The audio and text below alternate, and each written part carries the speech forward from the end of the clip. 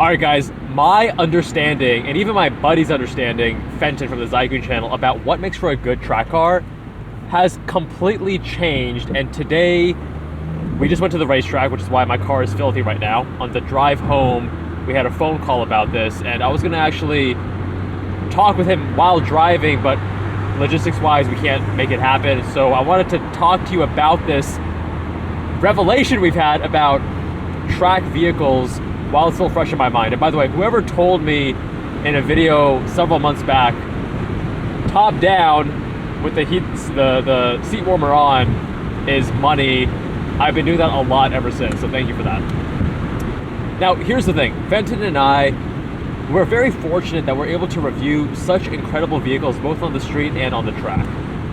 And unlike many other car reviewers, we're not just reviewing press cars when a manufacturer creates a new car and they want journalists to actually talk about it and review it. We're gonna review your cars, and it's so interesting, it's so fascinating, we're so fortunate. It allows us to drive many cars on track, and as a result, we're able to refine and iterate on our understanding of what makes for a great track car. And Fenton and I, again, I'm kind of speaking for Fenton in a way here, and I want to do as little of that as possible because I want him to speak for himself in a podcast, but based on our multiple conversations, I think it's safe to say that he cares more about lap times than I do. But for the most part, I think we have very similar tastes, apart from that very small difference. And it's small because overall we still do care 95% about the same things for our ideal track car. And I think for both of us, a 991.2 GT3 was considered one of our ideal, attainable dream track cars, which right now neither one of us feels like we could comfortably afford to track it, because tracking it is way different than just owning it on the street. But one day that would be a great car to drive.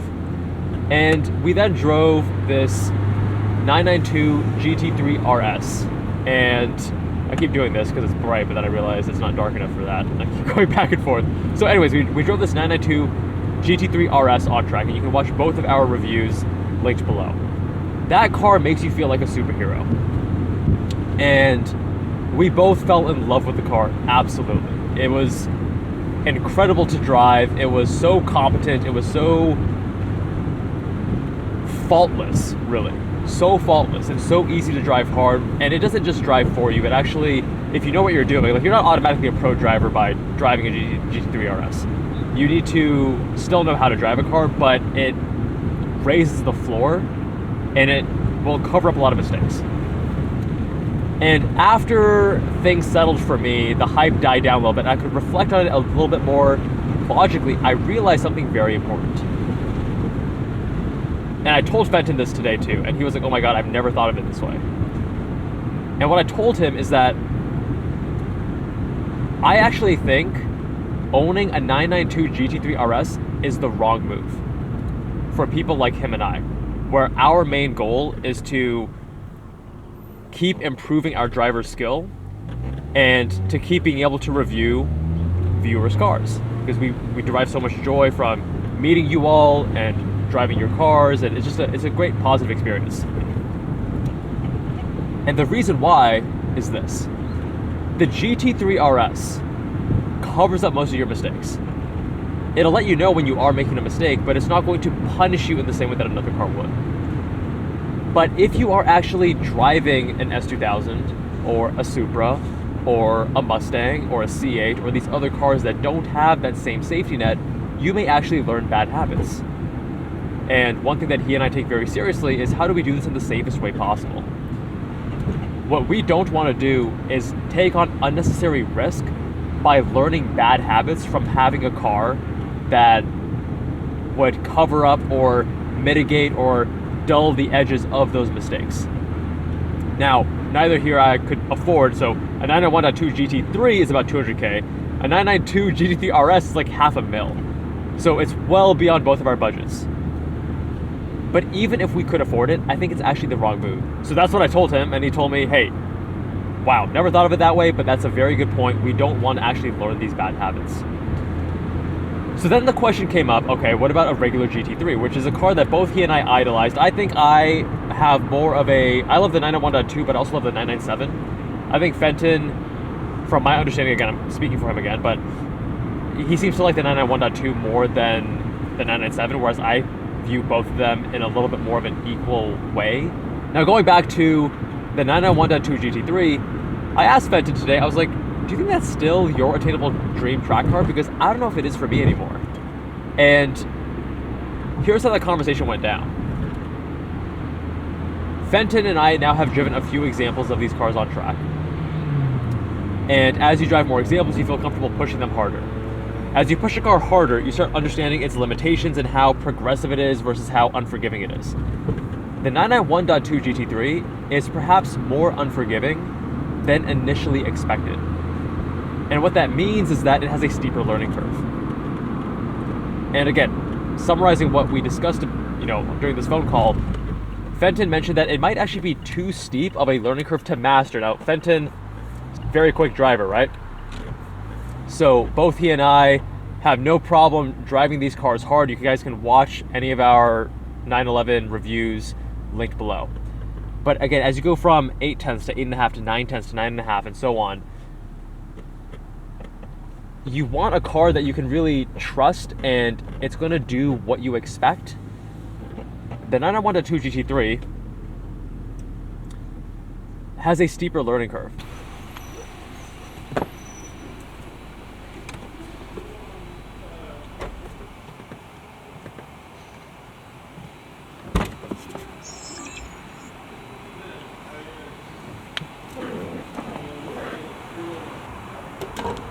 But it did get me thinking about alternate track cars and how, for less than 200K, for even less than 100K, let's start there. Every single option is actually quite a bit compromised, and more so on track than on the street. Because on the street, are you really feeling the strut limitation of the Cayman? Not really. But on the track, you definitely are. And if you're not, it's simply because you're not pushing the car hard enough. And from the Supra, which is too heavy and too numb and not naturally aspirated, to the Miata, which is a fantastic car, but the powertrain isn't quite as special as it should be, and I wish it had a little bit more power ideally, to the M3, again, too heavy, too numb. M2, same thing. Caymans, we already talked about the strut. Like, all of these cars have limitations that on street usually are not that big of a deal, but on the track they feel pretty substantial. And it got me thinking, like, what is my, there's no end game, but like, what is the best track vehicle at that budget? And it came down to two things. Number one, ND Miata, which I think is such an incredible vehicle. I think the powertrain is the main thing that holds it back. It's not nearly as special as some other examples, and it's not maybe as much power as you may always want. But again, if you're willing to modify it, hold on, I gotta actually log my fuel. Use this free app, no affiliation. I'll just put in cost per gallon and the number of gallons.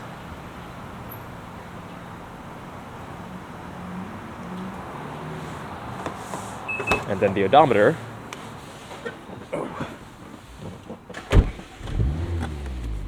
And it will tell me my MPG and track it over time. And then people are like, oh, why don't you just calculate it using a simple calculator? Well, no duh, Sherlock. It's not a matter of calculating it, it's about tracking it. So anyways, I can now see my fuel efficiency over time. Anyways, so it has made me appreciate the Miata even more. Now, today was the last day I was tracking it before I have some really big changes to the vehicle that you guys will be seeing soon.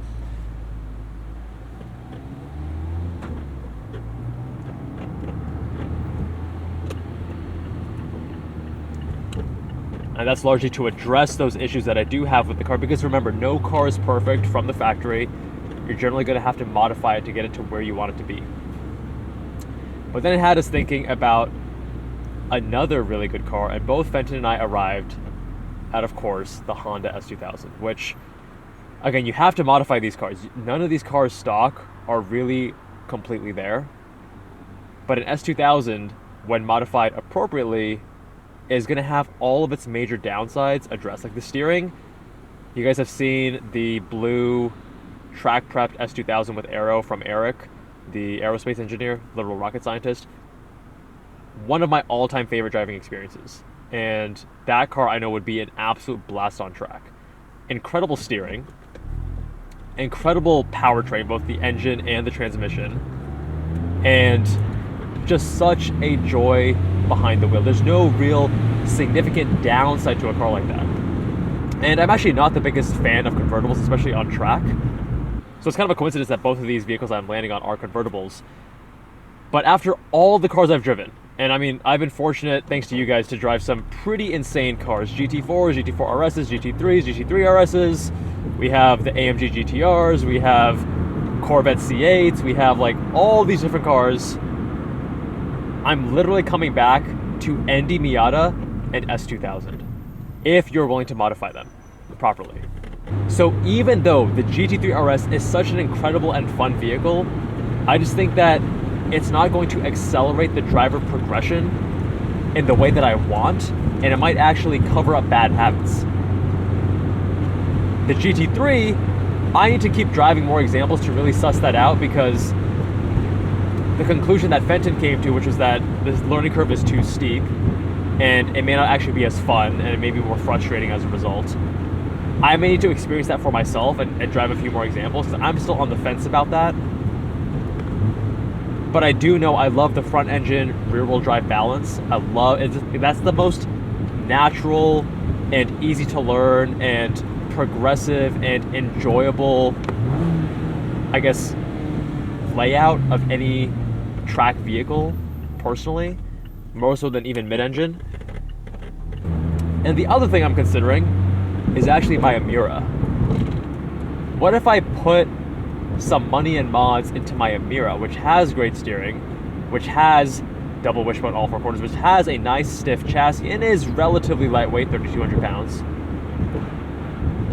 The engine, the red line cuts off way too short, and the transmission is a bit finicky, but it's not finicky in the sense of like it can't be used properly. It's finicky in the sense of it just requires a lot of you in terms of precision as a driver, which I think is actually kind of fun at times.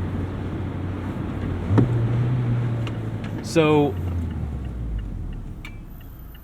I think in the near future, what you guys are going to see is the Miata build will continue to evolve.